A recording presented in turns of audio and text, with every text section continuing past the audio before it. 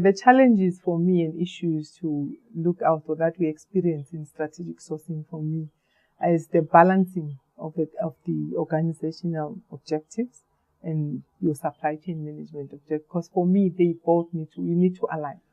For me, your strategic plans and objectives need to align from your organizational objectives. However, the major issues as well is that I know I've touched in terms of saying, yes, you need to cut prices. However, you still need to locally empower your smaller suppliers or to do enterprise development. Yes, you need to balance the two. However, the most one that I see for me is that the support that you need to get as well from your end users, because you need to make them understand what it is that you're driving, what is in it for them.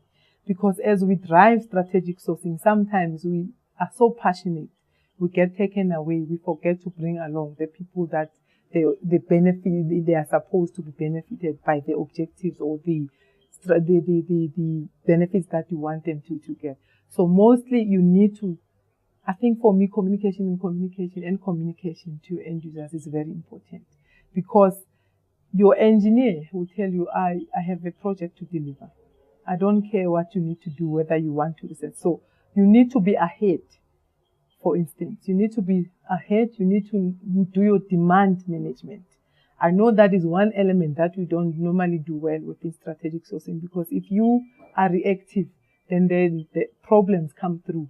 Because as you get a request, then it's urgent. Any end user, when the request hits your desk, it's urgent. So what you need to do is to be proactive before the year end starts. As soon as your budgets are approved, you need to start decomposing that budget and see and go and communicate with your end users, with your cross-functional teams. This is what you need to do.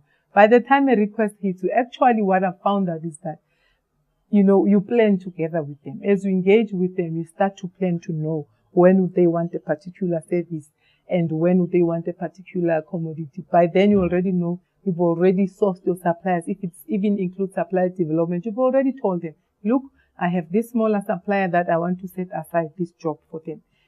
Or I'm pairing this particular supplier with, this is the strategy that I want to take. So for me, the strategies go to where they are approved way before a request hits your desk.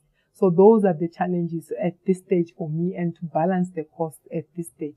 So cost and quality, and also understanding your market. For me, I see as you train your junior practitioners, that's what comes to fore. Audio Jungle.